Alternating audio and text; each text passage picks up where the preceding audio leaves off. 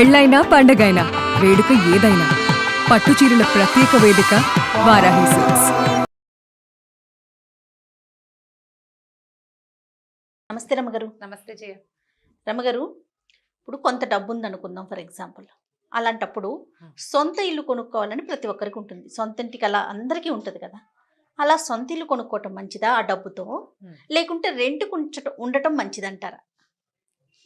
ఏది మంచి ఆలోచన? దీని మీద ఒక సేయింగ్ ఉంది ఇందిరా అక్క పేరు వచ్చేస్తుందా? పొద్దున మాట్లాడదాం అనుకున్నాను, అందుకని ఆ పేరు వస్తుంది. ఒక సేయింగ్ ఉంది, తెలివి తక్కువ వాళ్ళు ఇల్లు కడతారు, తెలివైన వాడు అందులో అద్దెకుంటాడు అని. అవునా రమ్మగారు?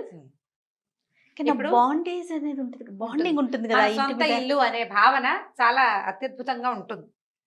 మన ఇల్లు ఇక్కడ నుంచి కదలక్కర్లేదు, మన ఎవడు ఏమండు, ఇక్కడ మనకు కావాల్సినట్టుగా చేయొచ్చు, అవన్నీ ఫీలింగ్స్, మన అన్న ఆలోచన కదా. అవన్నీ ఫీలింగ్స్. డబ్బు వేరు కదా, డబ్బు ఫీలింగ్ కాదు. డబ్బు అనేది మదుపు, ఒక చోట మనం లంసంగా ఖర్చు పెట్టడం, సంపాదించాలి. ఫీలింగ్స్కి సంపాదనకి ఏంతో పని, ఫీలింగ్లకి సంపాదన లక్కర్లేదు కదా. పడుకుని ఎక్కడైనా ఆలోచించుకుంటే చక్కగా ఫీల్ అవ్వచ్చు మనం. ఇంత ఇల్లు అనగానే డబ్బు కాదు, అక్కడ డబ్బును చూస్తామా మనం? మనం సహజంగా ఏమనుకుంటాం, సొంత ఇల్లు అనేది ఉంటే చాలు, పచ్చడేసుకుని తిన్నా పర్వాలేదు, అవన్నీ మాటలే అని అనుకుంటూ ఉంటాం. అవన్నీ మాటలే. సొంత ఇల్లు అంటే పచ్చడేసుకుని తినేయచ్చు అనేది ఒట్టి మాటలు, పాతకాలపు మాటలు. సొంత ఇల్లు నీకు పెద్ద లకారాలతో మాటే కానీ ఇంకో రకంగా కాదు కదా, ఇంకో రకంగా కాదు. కానప్పుడు ఇప్పుడు చూడు, నేను నన్ను తీసుకో, నేను ఒక 10,000 రూపాయలు రెంట్ పెట్టగలను నెలకి. రెంట్ పోసే బదులు సొంత ఇల్లు కొనుక్కోవచ్చుగా అని నీ బోటి వాళ్ళు సలహా చెప్తారు. సొంత ఇల్లుకి లోన్కి వెళ్ళాలి, దానికి అమ్మ అయ్యా మేనమామ మేనత్త చాలా కావాలా, మనకి డాక్యుమెంటేషన్ ఎన్ని రకాలు చేయాలి. సరే, ఇవన్నీ తిప్పలు పడతాం. ఓ 30 లక్షలు లోన్ తీసుకోవాలి మనం. 30 లక్షలు పెడితే కానీ ఇల్లు రావు, సుమారైన ఇల్లు ఒక సింగిల్ బెడ్రూమ్ కూడా రాదు. సరే, 30 లక్షలు అంటే నెలకి ఈఎంఐ ఎంత పడుతుంది బ్యాంక్లో? దానికి ఇంట్రెస్ట్ 30,000 మనం నెలకి కట్టాల్సి వస్తాం. 30 లక్షలకి 30,000 వేగ్గా, కాస్త అటు ఇటు, కరెక్ట్గా కాదు, కొంచెం దగ్గరగా. ఇప్పుడు మనం నెలకి అద్దెకి పెట్టేది ఇల్లు ఎంతకి? 10,000. 10,000 ఎక్కడ, 30,000 ఎక్కడ? సొంత ఇంటి కోసం నెలకి ఒక 20,000 బరువుని మన మీద పెట్టుకోవాలా మనం? ఫీలింగ్స్ వర్కౌట్ అవుతాయా ఇక్కడ? వర్కౌట్ కావు. ఉండు, నేను పూర్తి చేశాక అప్పుడు నువ్వు అడుగుతాను తర్వాత క్వశ్చన్. సొంత ఇంటి కల ఎప్పుడు?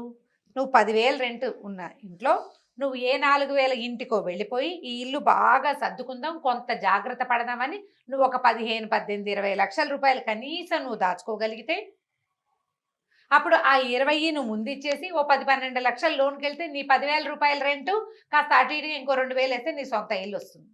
ఇలాంటి మ్యాచింగ్ ఈ రోజున కుదురుతోందా ఎక్కడైనా? మేము 20,000 రెంట్ కూడా ఇచ్చాము ఓ ఇంటికి. ఇంత రెంట్ పెట్టే బదులు కొనుక్కోవచ్చు కదా, ఇంత రెంట్ పెట్టే బదులు కొనుక్కోవచ్చు కదా అని ఎంతమందో మా కంటి ఎదురుకుండా స్కూల్ పిల్లలుగా ఉండి పెద్దవాళ్ళు అయిన వాళ్ళు కూడా సలహా చెప్పారు జయ మాకు. అందరూ 20,000 ఈఎంఐ కడితే సరిపోదు, 20,000 ఈఎంఐతో నాకు 70 లక్షల రూపాయలు ఇల్లు వస్తుందా? నేనుండే ఏరియాలో ఎక్కడో దిగంతాల్లో వస్తుంది, అవుట్స్కట్స్లో.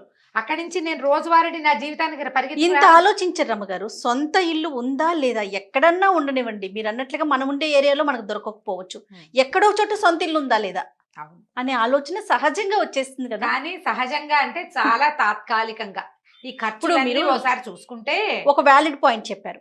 మనం ఒక 30 లక్షలు పెట్టి ఇల్లు కొనాలనుకున్నప్పుడు కనీసం ఒక 20 లక్షలు మన దగ్గర ఉన్నప్పుడు మిగతా 10 లోన్కి వెళ్తే ఓకే. అంతేగాని మన దగ్గర ఒక 5 పెట్టుకొని 25 లోన్కి వెళ్ళి దానికి ఇంట్రెస్ట్ కట్టుకొని ఇటు ఇది కట్టుకోవటం అంటే అది కొంచెం ఇబ్బంది. ఇప్పుడు ఎక్కడో ఇల్లు కట్టి ఇల్లు కొని, లేకపోతే దానికి సొంత ఇల్లు కొంత లోన్ పెట్టినా దాని మీద రెంట్ వస్తుంది, ఆ రెంట్ కనీసం ఆ ఈఎంఐకి సపోర్ట్ చేస్తుంది, నేను ఇక్కడ ఏదో చిన్న దాంట్లో ఉంటాను అనుకునే ఆలోచన కొంత మటుకు కరెక్ట్. కానీ ఈ ఈక్వేషన్ చూసుకోకుండా దిగచ్చా? సొంత ఇల్లు నా మటుకు నేను అనుకుంటాను జయ, ఇప్పుడు అపార్ట్మెంట్లు వచ్చినాయా, అదేమి సొంత గోడలు మన సొంతం కాదు. అపార్ట్మెంట్లలో మన సొంతం అంటూ ఏం ఉండదు జయ. మనమున్న ఆ 4 గోడలే. నీ దారి నువ్వు పచ్చడి దంచుకోవడానికి వీల్లేదు, నీ దారి నువ్వు ఫంక్షన్లు పెట్టుకోవడానికి వీల్లేదు, మీ ఇంటికి 4 చుట్టాలు రాకూడదు, ఒక మొక్క పెట్టుకోవట్లేదు కదా రమ్మగారు, మీ ఇంట్లో చంటి పిల్ల అదే పనిగా ఏడవడానికి వీల్లేదు, మీ ఇంటికి వచ్చిన చుట్టం మీ బిల్డింగ్ లోపల కారు పెట్టడానికి వీల్లేదు. ఏమి సొంతదానం అందులో? సొంత అంటే నేల మన సొంతం అయితే సొంతది. అపార్ట్మెంట్లో సొంత ఇల్లు కానేరవు కాదు అసలు. అప్పుడు కూడా సర్దుకుంటావు. నువ్వు అద్దింట్లో ఉన్న సర్దుబాట్లే ఈ సొంత అపార్ట్మెంట్లో కూడా ఉంటాయి. నువ్వు నేల కొని లేదా నేల మీద ఉన్న ఇల్లు కొనుక్కోగలిగితే అది చాలా గొప్ప లక్షాధికారుల కళ. ఇప్పుడు కోటీశ్వరుల కళ మాత్రమే తీరుతుంది. సామాన్యంగా మనబోటి వాళ్ళు అంటే middle class, upper middle class వాళ్ళ వల్ల కానే కాదు. అంటే మనం ఉండే ఈ సరౌండింగ్స్ లో మనం కొనుక్కోలేకపోతాం. దిగంతాల్లో కొంటావు, అది నువ్వు ఎంజాయ్ చేయవు కదా, వేరే వాళ్ళకి ఇవ్వాల్సి. దిగంతాల్లో ఉన్న ఇంటికి చక్కగా 300 గజాల స్థలము, మధ్యలో చిన్న ఏమంటారు బొమ్మరిల్లు లాగా ఇల్లు సరదాగా బాగానే ఉంటుంది. అక్కడ రెంట్ రాదు, మనం ఉండలేము. ఆ వచ్చిన రెంట్ నీ ఈఎంఐని సపోర్ట్ చేయదు, నువ్వు వెళ్ళి ఉండలేవు, ఆ ఇల్లు పాడైపోతుంది. ఎందుకు వృధా? అందుకని చిన్న ఏజ్లో ఈ సొంత ఇళ్ళకి తొందరపడకూడదని భావిస్తాను. నా ఐడియా ఇది. ఇప్పుడు చిన్న పిల్లలే మనకి అడ్వర్టైజ్మెంట్ కనిపిస్తాయా, ఆ కుర్రాడికో 32-30 ఏళ్ళు ఉంటాయి, ఇంత చిట్టి పిల్లాడు ఉంటాడు, వీళ్ళు ఒక పెద్ద ఫ్లాట్ కొనుక్కున్నట్టు చూపిస్తారు. అడ్వర్టైజ్మెంట్స్ చూస్తున్నావా? మనల్ని లాగుతారు అందులోకి. ఒక 32-33 ఏళ్ల కుర్రాడంటే వాడికి ఉద్యోగం వచ్చి ఒక 8 ఏళ్ళు అయి ఉంటుందా కనీసం? ముందొస్తే ఎర్లీగా ఇలా ఏ పోస్ట్ గ్రాడ్యుయేషన్ అవగానే ఉద్యోగం వచ్చేసిన పిల్లలకి 30-50 లక్షల జీతాలు రావు. 8 lakhs 6 lakhs ప్యాకేజెస్ తక్కువ ఉంటాయి కదా. ఏదో ఐఐటీల వాళ్ళకి ఎవరికో ఒకడికి వచ్చిందని చూస్తాం. 2 కోట్ల ప్యాకేజీ, ₹1 కోటి ప్యాకేజీ. అందరికీ రావు చూడు. అవన్నీ వస్తాయి అందరికి? ఎలాగండి? రాదు. కొద్ది మందే ఉంటారు. వాళ్ళ సంగతి వదిలేద్దాం, మీడియంగా ఉండే వాళ్ళ సంగతి చూద్దాం. ఇప్పుడు పెళ్ళయి ఈ పిల్లాడికి పెళ్ళి ఎప్పుడు అవుతుంది? 24వ ఏట ఉద్యోగం వస్తే 28వ ఏట పెళ్ళయింది అనుకో. ఈ 24 నుంచి 28 దాకా సొంత ఇంటి కోసం ఆలోచించి దాస్తాడా పిల్లాడు డబ్బులు? ఏం దాచాడు, హాయిగా ఉడాయించేస్తాడు. అయితే కానీ రమ్మగారు మీరు ఇట్లా అంటున్నారా, ఇవాళ రేపు మగపిల్లలు కానీ ఆడపిల్లలు కానీ సొంత ఇల్లు కొనుక్కున్నాకే పెళ్లి చేసుకోవాలి అనే ఆలోచనలో లేరా? చెప్పన్నారు ఒకళ్ళిద్దరేనా?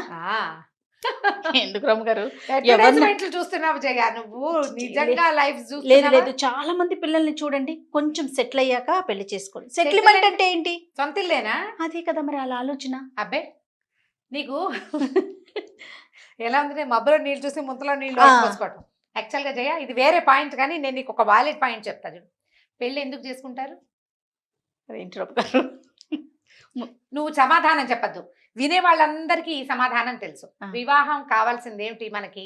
సరైన వయసులో నువ్వు జీవితాన్ని ఒక సహధర్మచారితో అబ్బాయో లేదా సహధర్మచరుడితోటి అమ్మాయో జీవితాన్ని కలిసి ఎంజాయ్ చేయటానికి, కలిసి ఉండడానికి, మన వంశం ముందుకు వెళ్ళటానికి, మనకు ఫ్యామిలీ ముందుకు వెళ్ళటానికి. నువ్వు 36కి ఇల్లు కట్టుకుని 36కి పెళ్లి చేసుకుంటే నీ పిల్లలు పుడతారో లేదో ఒక ప్రశ్న, అంతగా 2 ప్రశ్నలు అవన్నీ క్వశ్చన్ మార్క్స్ నీకు కాదన్నట్లు. కాబట్టి అసలు ఆ ఆలోచనే తప్పు. ఇల్లు కట్టుకున్నాక పెళ్లి చేసుకోవటం ఏమిటి? చాలా మంది ఉన్నారు రమ్మగారు, నేను మాట్లాడిన ఎంతో మంది నాకు ఇదే మాట చెప్పారు. 27-28 ఏళ్ళైనా తప్పకుండా ఖచ్చితంగా. వాడికి 36 దాకా పెళ్లి అవుతుంది. అయ్యో, తెలివి తక్కువ పని చేయాలి. అవును అంతే, ఖచ్చితంగా తెలివి తక్కువ పని కదా. ఇల్లు ఎప్పటికీ ఇల్లు అవసరం. పైగా అసలు మీకు 28కి 29కి ఎంత డబ్బు ఉంటుంది, మీకు ఎంత ప్రపంచం తెలుస్తుంది, నువ్వు ఎన్ని ఐడియాస్ ఉంటాయి నీకు ఎంతమంది పిల్లలు పుడతారో, నీ ఇంట్లో ఎంతమంది ఉంటారో నీకు తెలుసా? ఎలా తెలుస్తుంది? అవన్నీ ఎప్పుడు తెలుస్తాయి మనకి? మనం ఇప్పుడు ఒక జీవితంలోకి, కొత్త జీవితంలోకి అడుగు పెట్టాక కదా. అంత ముందుకు వెళ్ళాక నువ్వు ఫారెన్ వెళ్ళిపోతావు, ఆఫ్రికా వెళ్ళిపోతావు, ఇంకెక్కడికో వెళ్ళిపోతావు, లేదా పల్లెటూరుకి వెళ్ళిపోతావు. నీ భార్య ఏం చేస్తుందో, నీ పిల్లలు ఎలా ఉంటారో, ట్విన్స్ పుడతారో, 1, 2, 3, ఒకేసారి 4 పుట్టేస్తారో మనకు తెలియదు కదా. అవన్నీ చూసుకున్నాక ఇల్లు. అప్పటిదాకా అద్దింట్లో ఉండొచ్చు, కావాలంటే అద్దిల్లు చిన్నిల్లు తీసుకోండి. సో పెళ్లికి ముందు అద్దింట్లో ఉంటూ ఒక సెటిల్మెంట్ వచ్చాక సొంత ఇల్లు అనేది ఏర్పరచుకోవటం, అద్దిళ్లలోనే ఉంటూ కొద్దిగా ప్లాన్ చేసుకుని, ప్లాన్డ్గా అతిగా ఖర్చులు పెట్టేయకుండా ఇది ఇంటికి అని పక్కన పెడుతూ కొంత పొదుపు పాటించుకుంటూ కొంత అమౌంట్ ఏర్పరచుకుని. మీరు ఫేస్ చేసినట్లుగా చాలా మంది ఫేస్ చేస్తారు అమ్మగారు. ఎట్లాగో తెలుసు, ఇంకా ఇల్లు కొనుక్కోలేదా అంటారు, ఇంకా ఇల్లు కొనలేదా, అప్పుడే పిల్లల ముందు ఇల్లు కొనుక్కోండి. తర్వాత రహస్యాలు చెప్పకూడదు.